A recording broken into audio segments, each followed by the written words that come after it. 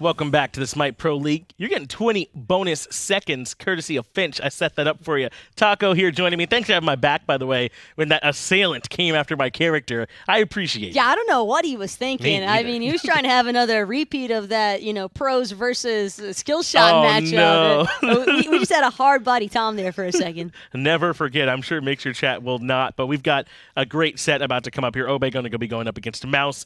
And while we can't really change the standings much on the back end of this, these are two teams that I think very much are expecting to do well in placements and come out of that stage. So seeing how they stack up against each other is a huge window into how placements might go. I think it's also started to get late enough that ever since Mouse made the transition with moving around the roster swap and bringing in FrostiaK as well, they have clearly shown that they are definitely a little bit more competitive this way, or at least the honeymoon phase is paid off very well for them. But I think now we're starting to get closer to the period where it's not so much the honeymoon phase any longer. It's pretty much do or die, essentially, for Mouse here, because they know that they're heading into the placement rounds. They know that they don't have a very big window of opportunity, considering the level of competition that's also going to meet them there. And whether or not FrostiaK is going to be able to stay up to stuff is what I really want to see, and I think this Obey set might be some good insight towards that. I absolutely do think it will be. It's excellent practice, too, up against an opponent they can expect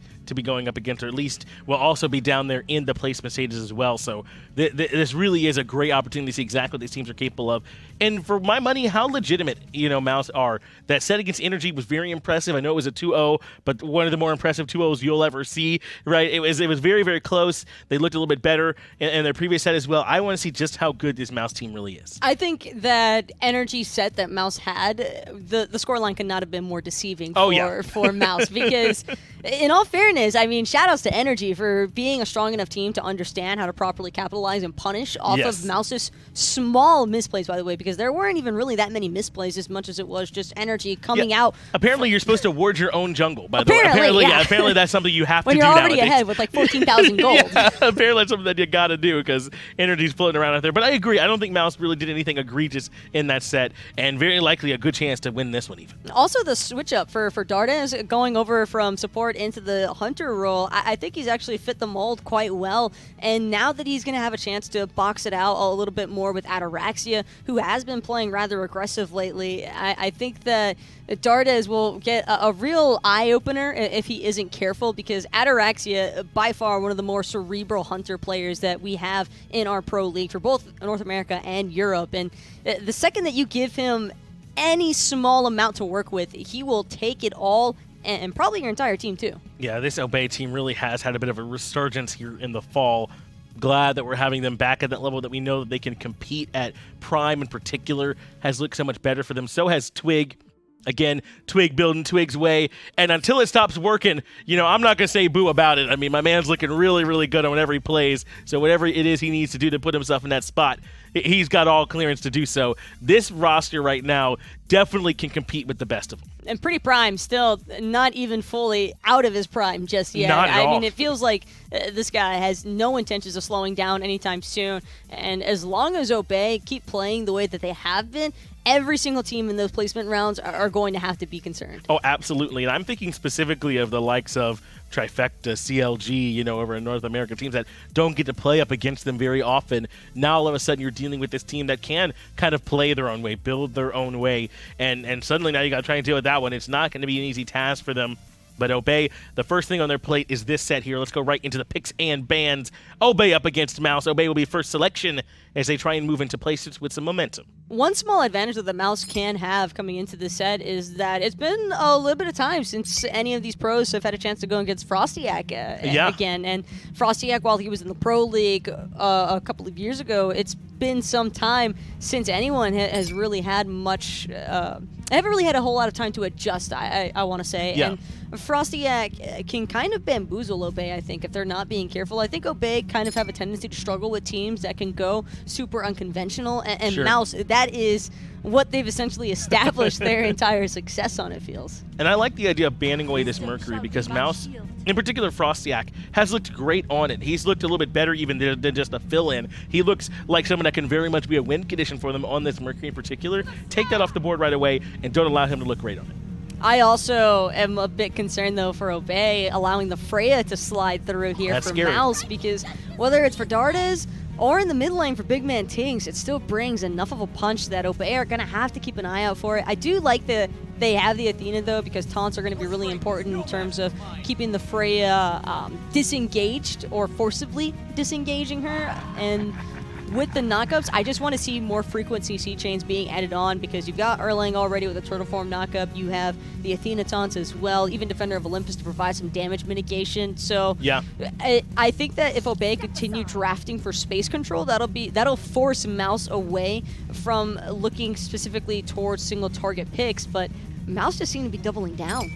They absolutely are. They don't mind looking for this pick composition. It might not be easy up against the likes of the Puch now. He covers so much area, you can't really afford to stick around in one spot for very long, which the Serqet kind of has to do.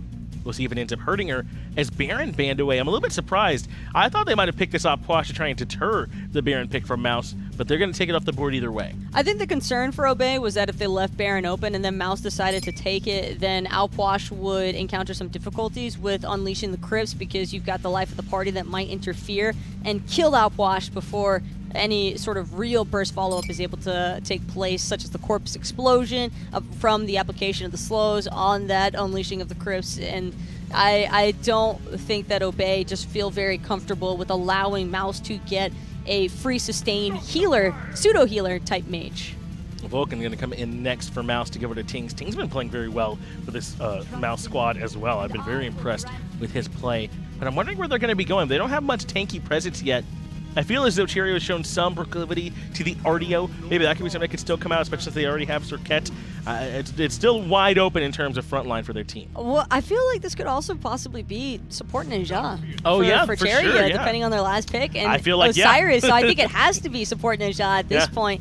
I think the Serqet is what really gave it away from me. Seeing Serqet and Ninja just felt like a lot of control geared towards one individual. So if Mouse can find their openings to forcibly isolate members of Obey, then that separation could cause a lot of confusion in the comms, and Mouse's composition probably working a little bit better in that controlled chaos environment. They have done a good job, though, I think, of Obey of drafting a team where I don't even know who you really want to make your target. I mean, maybe the Cernunnos, but Puch going to leave damage at his feet. Erlang, Athena, and Nika will probably be relatively tanky or healing. I mean, it's not an easy squad for either one of those teams to try and take down. It is certainly not going to be a fun one either way. It all depends, I think, on how these starts go. Laning phases would probably be favored a little bit more towards Mouse. I'm especially liking this Freya and Ninja combo between Dardez and Cherryo, just because Ninja is going to be able to provide a little bit more clear in those waves, and Freya won't necessarily have to push up as hard.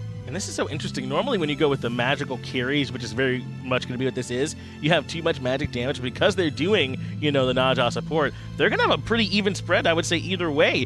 Is that enough for you, think, Mouse, or who you want to give this one to, Taco?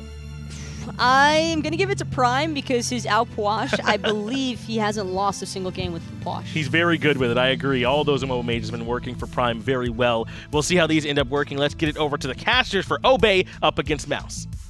Thanks a lot, John Finch. Thanks a lot, Taco. Getting ready for Obey Alliance versus Mouse. How you feeling about it, Tully? I'm feeling really good. This is week number 6 on the beautiful Thursday, October 4th. Yesterday was Pink Day. Today, I don't even know what day it is, but we got Mouse on the docket alongside Obey Alliance. Today is actually National Taco Day. Oh, wow. Is that why we had Mexican food for catering today? That's a joke that I get, because we actually did. But we realize we have somebody named Taco on the broadcast. Oh, that's like next level meta stuff. That's why they pay you the big gems. I suppose so. I mean, I remember my coworkers' names. That's true. It is Melissa Posada, a.k.a. the best Taco. When was the last time you called Taco Melissa? Never. An actual casual conversation? I can't recall a time. I usually, I like first names. I call players by their first names. Left side. Very familiar with each other here. Dardez, Cherryo, Ataraxia, and iRaffer. Ataraxia losing a bunch of his HP there. But, I very rarely, if ever. I don't think I've ever called Taco Melissa. But Ryan, Totally. Well, you're just Totally. I mean, yeah. I have no creativity, obviously, so that's why I put my first name as my actual gamer name, right? I'm jealous, actually. It's like Mike Ross. Ah. I'm with that. I mean, What sound does he make again? What? What sound does he make? Yeah. Doesn't he always have like a signature sound? No, he's... Mike Ross? I don't think so. I think he does. I think you're... No, I think you're out of your element. I could have sworn. You're out of your element, Donnie! Apparently so. Oh, FrostiaK almost out of his element. Obeying on mousesports here. I am besieged on all Little sides. showing us what they've got for placement stages. We're in the 6th week of the SPL. This is the final match these teams will play in the regular season for season number 5.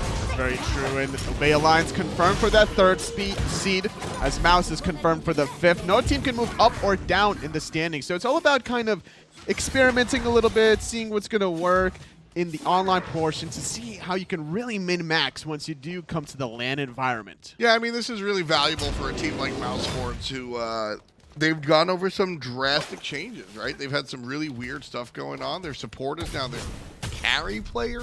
Their jungler is now their support. Their coach is now their jungler. I don't even call Cherryo an actual support player. He's still playing the same exact gods that he would do in the jungle. But he played support in the jungle, let's be real. Sure.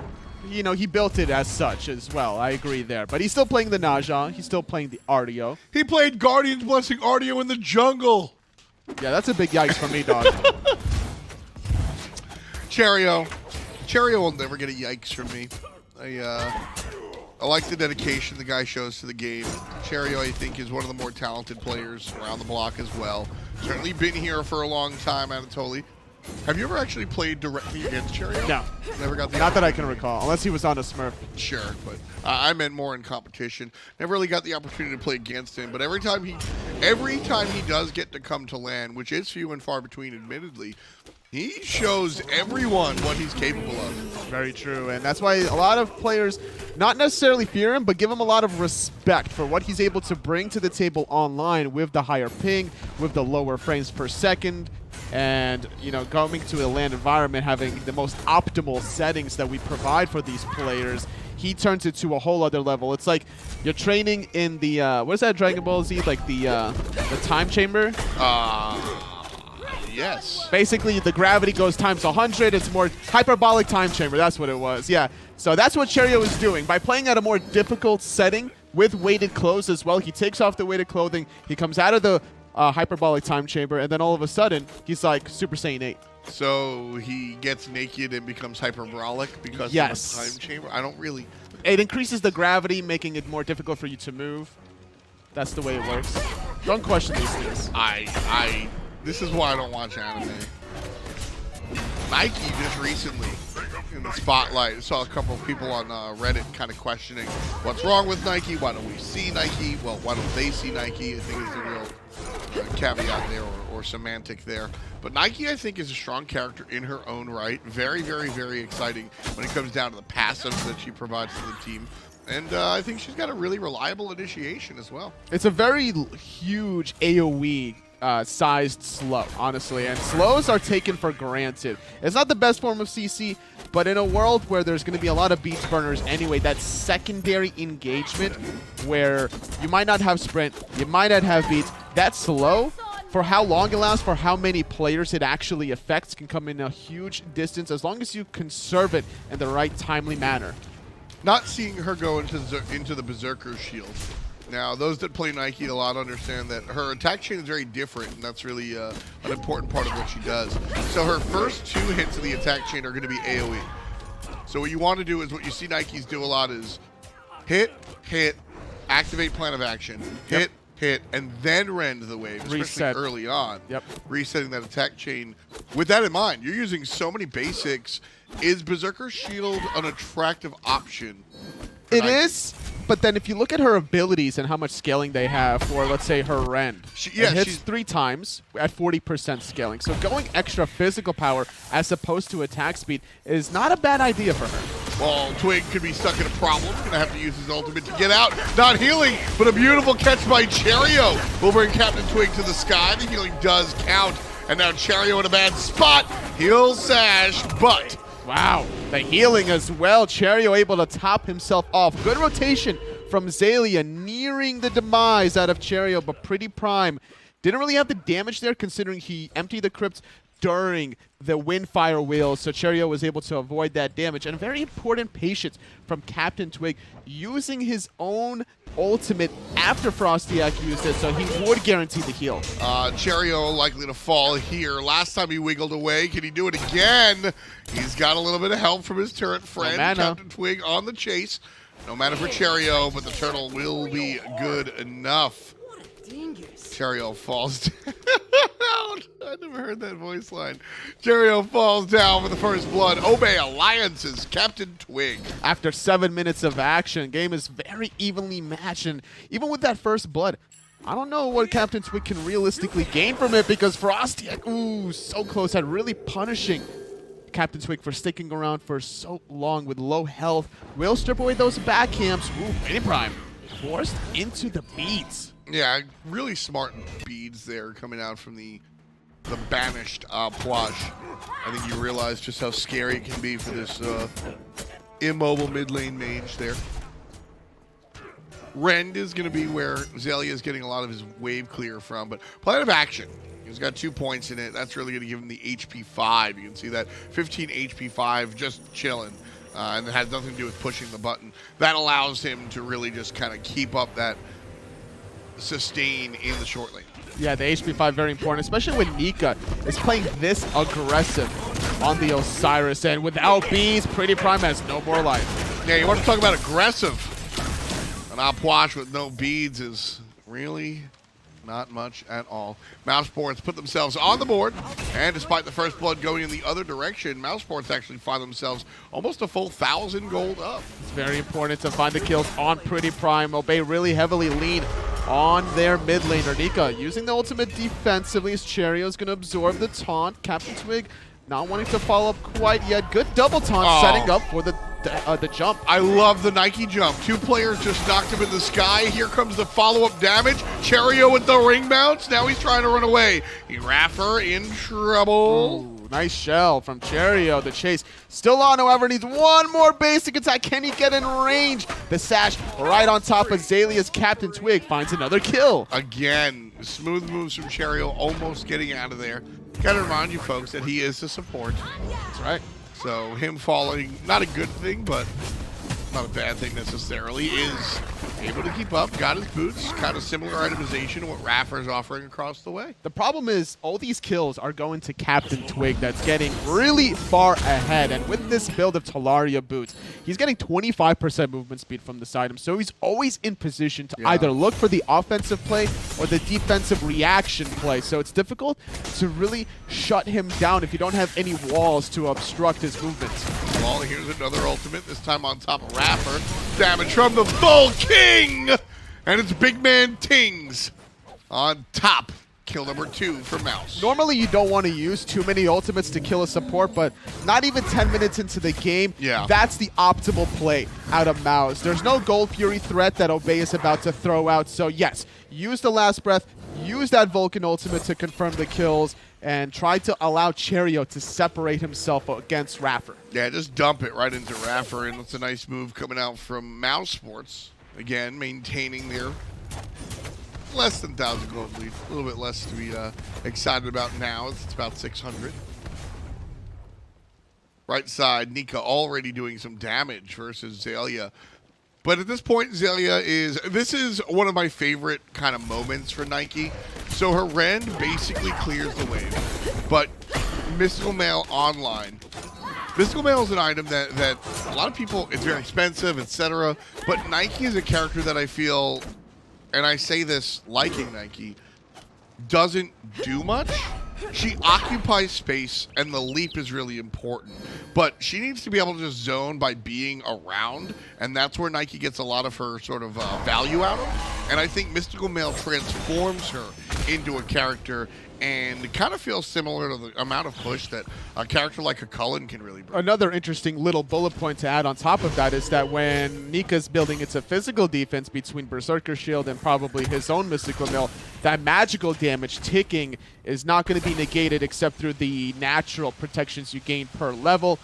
as Nika and FrostiaK trying to do their own blue, but Xaliea going to be a little bit of a nuisance, not able to steal away that one. But just annoying and obnoxious and just being in the middle of everything. That's what Nike is supposed to do, because Nike doesn't die. That's really, as I said, she doesn't really do much. The Rend, it's cool if you get a disarm, but you're probably not getting 3 shots off, right? It's really about what you can do and as far as taking up space and not dying. Dardez playing this late game hyper carry Freya has been so aggressive in this laning phase to the point that Ataraxia only sitting at 14 stacks before this wave came out. He was at 12 stacks before that wave entered his towers. Dardez was still being the bully at the tower line and only getting 2 last hits at that wave. It's going to delay his power spike, and the fact that Obey hasn't capitalized on that out of position Freya is a little surprising to me. Yeah, Dardez has definitely been able to sort of get away with a little bit more than he should. But I just don't think CaptainTwig's been focused here in the mid lane. CaptainTwig has been focused on kind of defending his own mid laner. And that's Obey's core strategy, is let PrettyPriMe get off the ground and do his thing. Ooh. Right now with Prime down 2 levels, it's trouble, but he's looking to turn that around. Cherryo up top, but Prime focused by FrostiaK, and that should be enough to get the kill. The jump on top will confirm it. Cherryo low. Here comes Twig, can't find it. Dardez, he's going to be next. 4 kills in total for Obey Alliance. Fighting off way more than he can chew. I'm surprised Cherryo is alive after missing his ultimate, getting rooted in place, and eating that Empty the Crypts, but it's going to be a 1-for-1 at the end of the day. Dardez trying to trade out. But that Defender of Olympus topping off, I believe it was CaptainTwig that was very low at the tail end of it, keeping himself alive, is a good way to keep himself ahead of FrostiaK. 13.5 in.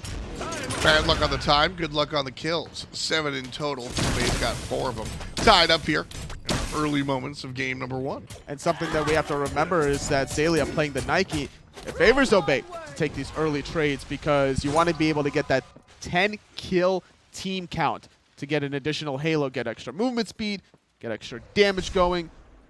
As Nika thought Xaliea was starting that blue buff, trying to steal it away. Xaliea going to start it now. 1 by 1. Now with Nika gone, I think he can full commit with the Rend. Nika's going to go back to lane, look for the clear. Mystical Mail on his side as well. Is that sort of a Cold War type thing?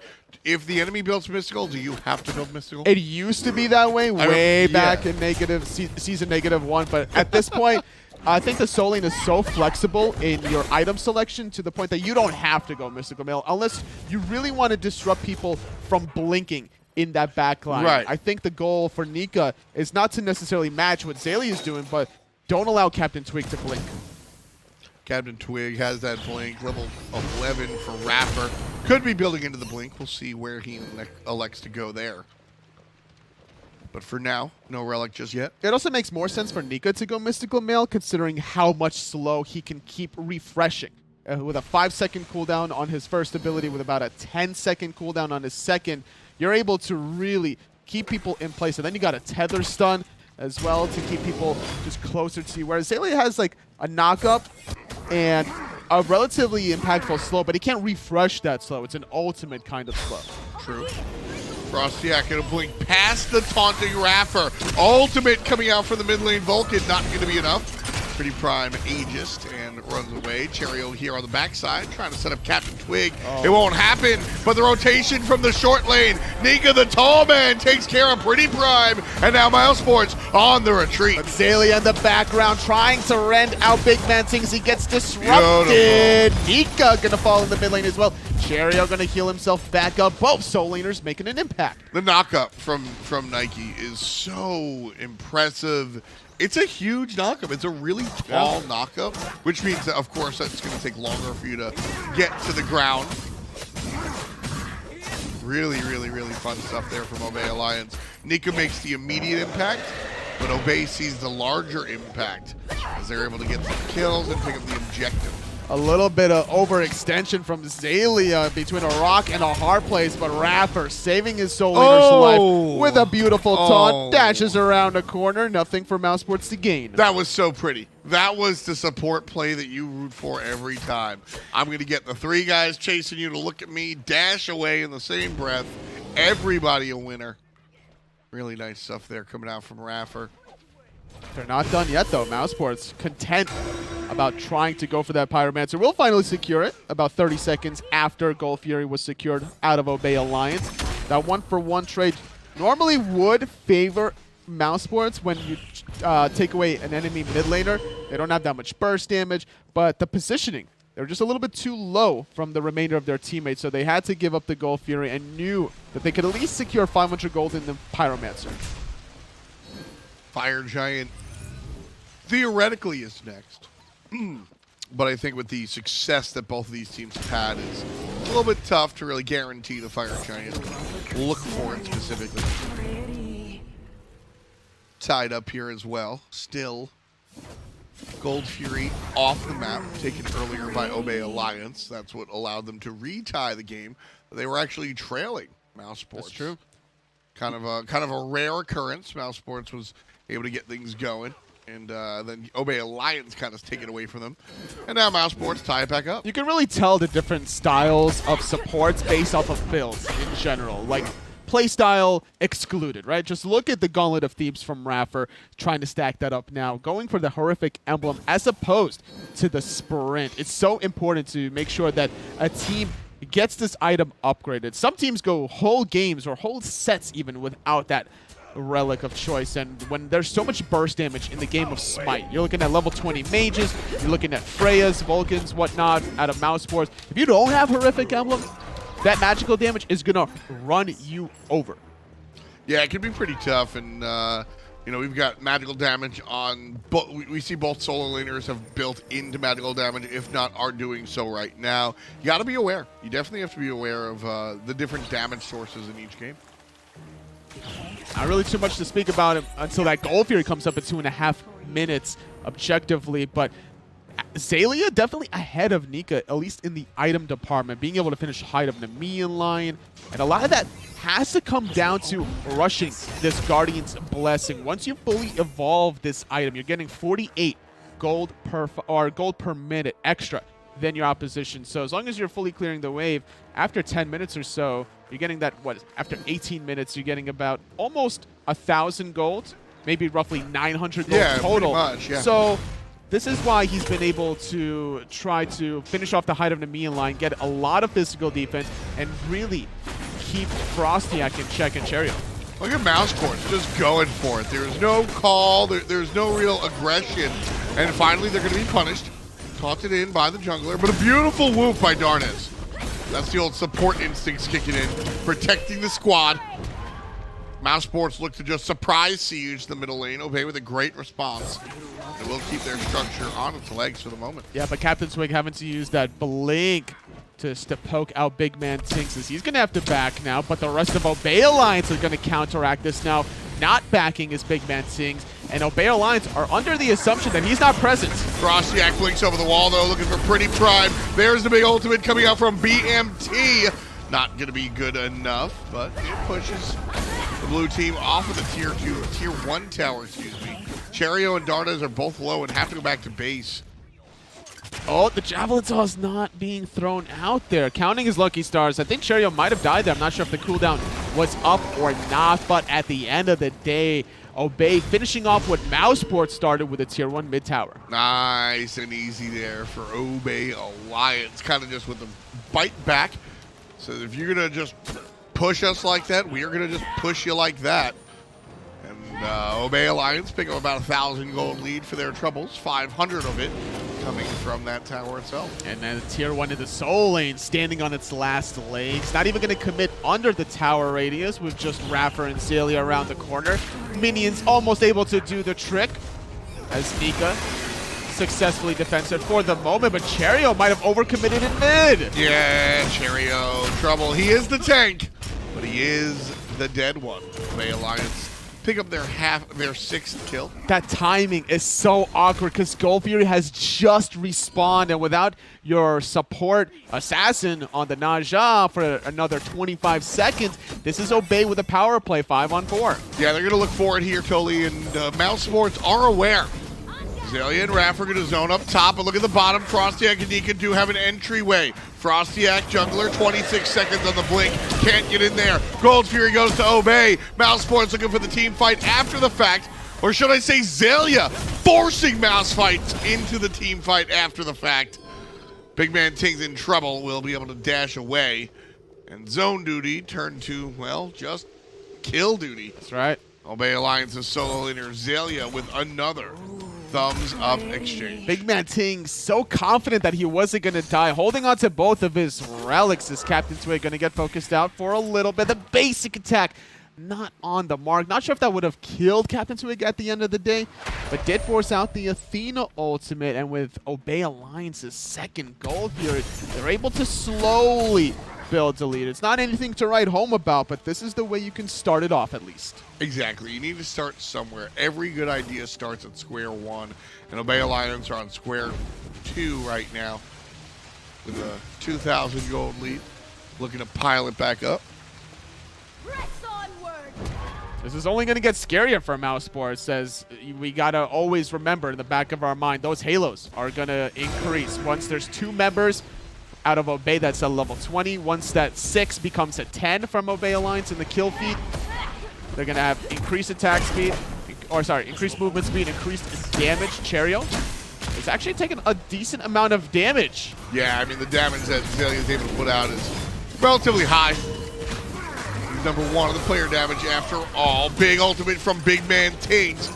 Gonna line up and hit nobody. Well, Xaliea took a little bit of that damage, but he just basically shrugged it off between his Pestilence and also now working on what appears to be a bulwark of Hope. Fire Giant being started from Obey Alliance off screen, less than half health, and no one from mousesports can get in. Cherryo's trying. FrostiaK's here. Blink is available, but too late. And Obey Alliance are able to pick up this one. Cherryo getting rooted and booted as CaptainTwig finds kill number 7. 3 away from the halos. mousesports, though, right now on the defensive. They're down about 5K, and Obey Alliance looking to regroup. That 5K is about to hit 10K top because there are 4 towers from mousesports just waiting to get plucked like feathers. iRaffer a little bit slow on the dash there. FrostiaK in the middle lane. CaptainTwig here gets taunted himself, not in time to taunt the enemy. Does have a bubble for what it's worth. Yeah, iRaffer and CaptainTwig just looking to pop that bubble between the taunt, between the javelin toss at the middle to apply that root. Not able to find it quite yet. It is a long cooldown, and there's so many little things you want to look for before you go for Phoenix Sieges. Like what? Popping the bubble, for example, is like such a small thing, but that allows you to go in for round 2 yet again, or maybe forcing the beads, and you wait for your dash taunt to come back up to go for round 3. Rinse and repeat. Yeah, got to look out for the smaller details, the fundamentals. I mean, that's really what allows you to get in the door in the first place. So players have to sort of prioritize these things and look for the win. It's because Smite has evolved to a point where you can't brute force your way down any sort of lane any longer. You have to be so methodical about making it such an easier task to be able to penetrate those Phoenixes and get into the Titan room. So looking for those kinds of rinse and repeat cycles is what all these SPL teams are playing for. 25. It looks like that means it's time for Obey to push forward. Tier 2 tower is history in the middle lane. Left side, get into the shifting focus for Obey Alliance. They've got the Fire Giant for about 2 more minutes as well. These left towers should be absolutely crumbling. That's right. And not our fault, Obey Alliance, for not going for Phoenixes before getting every last tower. I mean, we can always talk about the Titan, you know, losing protections, damage, health, but it's mostly about getting 6 slotted, getting the gold from these towers, knowing that they are already with a pretty substantial lead. If they can get their penetration items online, then they wouldn't have to worry about dealing with Nika's tankiness too much. Exactly. They're just able to sort of chew through what he's been able to present. iRaffer here, knocked up, but then finds a taunt. Dardez taking some output damage. BigManTingz hitting iRaffer just a little bit, but a double taunt on the front side. Oh, wow. Forces Dardez to the sky. Xaliea forces Nika to the ground. FrostiaK on his last legs delivers the last breath to the support player, iRaffer. And Ataraxia certainly standing tall. It's a 3-for-2 in this mess of a team fight. If Raffer knew how low FrostiaK really was, he would have turned around through the reach. Easy peasy, lemon squeezy. Obey not done with the siege quite yet. Nice little meatball as Xaliea prevents the knockup with the Rand, and despite not backing to base after all those towers, Obey actually kind of did brute force their way through that left side Phoenix. Ataraxia shows up, provides the structure damage, and knows his role. He plays his position. Very smart when you're talking about a hunter or a carry. You need to see them sort of be multifaceted. You can't just be single shoot guy. Arkle, everybody wants to be Arkle. You're not allowed to be Arkle. His team enables him to be Arkle. You gotta pull out other things just outside of DPS. That's very, very true, Tom. And look at this, Obey Alliance with another gold here, with their 10th kill on the board, getting another one of these halos now. So important. They're basically at all 3 halos, which means at the very end of it all, you're getting a bonus of 8% power, 6% movement speed for all 5 members. They have to be, and they don't even have to be around Nike. That's right. Which is important. It's not an aura, it's a battlefield sort of emblem, if you will. And watching that sort of affect the players, a big deal here for Xaliea and his team for sure. It's just another little addition. And what I like also about Xaliea is the fact that he's gone into the Talisman of Energy, knowing that these sieges are a little difficult in Season 5, so being able to mitigate that difficulty with not only the Nike passive, but also the Talisman of Energy passive. Meanwhile, here's an ultimate from BigManTingz again. PrettyPriMe down to half. That's going to be trouble. Dardez takes care of PrettyPriMe. Dardez landing on the ground. Ataraxia takes care of Dardez. It's a 1-for-1 so far. CaptainTwig and Xaliea chasing on the right side. Left side is going to be Ataraxia battling for his life. He gets Nika, but it's a martyrdom kill as iRaffer takes care of business. 3-for-2 at the moment. BMT is going to be DED. And Nika could be NEXT. But he says BYE. BYE? That's bye. Oh, okay. I thought like that was an acronym for something else, but alrighty then. Nika, the lone survivor. All righty. Yeah, all righty then. Should have said all righty. Like instead of so you can drive. Yeah, things are looking on the up and up for Obey Alliance recently. That doesn't rhyme. I think we're done with the rhyming right now, Tom. Are we done with the rhyme? I'm done. I'm certainly done with the rhyming. You can keep going. I'm just trying to keep time. I don't mind.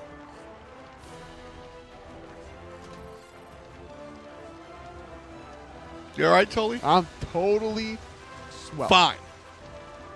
I lobbed you it. Nope. I gave you the I'm not going for it. I purposely did not go for it. I don't believe that. I think you just didn't recognize. Who says swell nowadays? Anatoly Alexeyevich.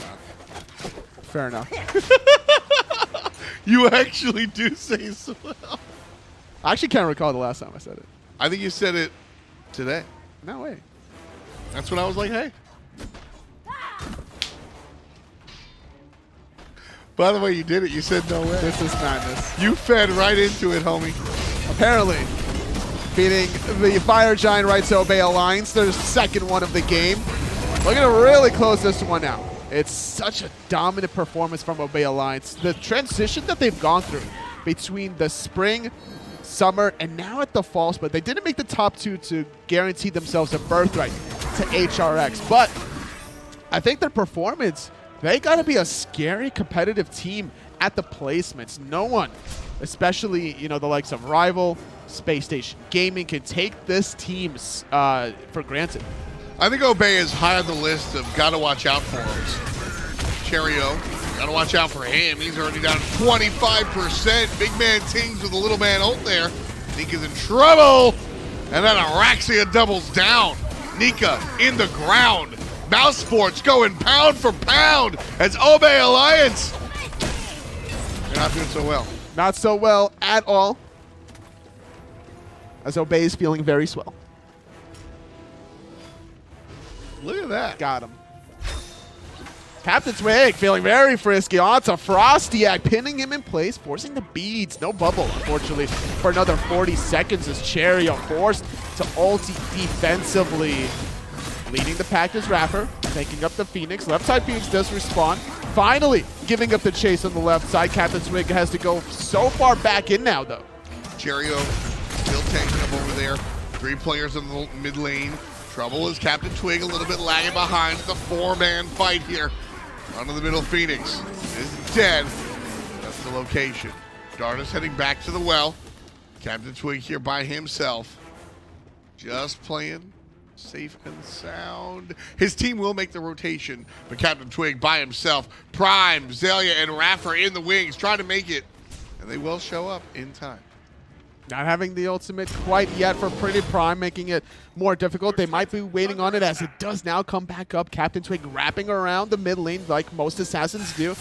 Being greeted by FrostiaK saying, hey, what's up, guy? And he's like, nothing. Just hanging out. Casually clear the mid wave. CaptainTwig without blink for another 45 seconds. Left side Phoenix at a weakened state, half health. 5-on-5 for Fire Giant Obey Alliance with another minute and a half. Nika's actually going to go in and force a fight outside the Phoenix. PrettyPrime's going to drop the ultimate. Mousesports right now are looking pretty all right. Cherryo takes one to the sky, lands down. Meanwhile, FrostiaK is yesterday's news. BigManTingz again with a bad ultimate. Not on the money. Not so funny for Mousesports. Well, Xaliea was able to jump right over that one. 2 clean picks out of Obey Alliance as they take out another Phoenix. And with that Titan being that low, this is Obey's game. Oh, this is without a doubt. Obey just walking right on into the throne room, Toli. And that's going to be that. 17-8 in 33 minutes of play. And just like that, Obey takes game number 1. Really impressive stuff from Obey Alliance from start to finish. It was CaptainTwig that got off to a great momentum start, getting 3 kills to start things off. I really like his selection of Talaria boots, and because of that early lead and that they didn't give anything up in return to Mousesports except for like 1 Pyromancer after a Gold Fury, it allowed Nike for Xaliea to really transition to that late game monster between objective control of the passive and the Talisman of Energy pickup, which is a very criminally underpurchased item, I feel. We're seeing more and more of it as one, I think the relevant characters are being selected a little bit more, and 2, we are seeing just people pick it up and pay more attention to it. Nike in general wants a slew of HP. Her shield from the ultimate is going to scale off of that, so she wants to build in that direction anyway. I love the choice as well, Toli. And Nike in general, I'm always happy to see that. Was she the MVP, though? Not really sure. iRaffer had some good taunts, was able to save iRaffer's life at times. I think CaptainTwig set up a lot of opportunities for the rest of his team this game. Plenty of players to choose from. Let's break it down. Game number 1 on the desk.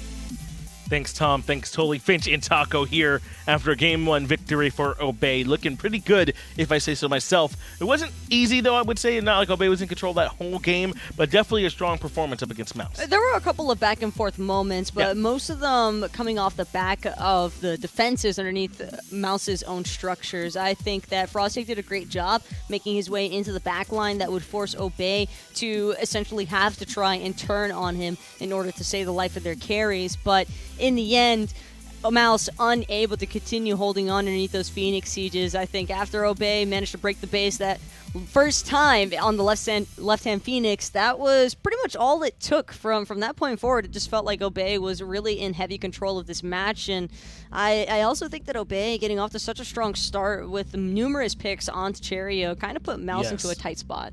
I think unfortunately for Mouse, Cherryo was able to be quite bullied by Obey in that game. An excellent performance from them. I thought Ataraxia had a really good game. He went without dying into that fight around the Fire Giant, and only 1 death being that one.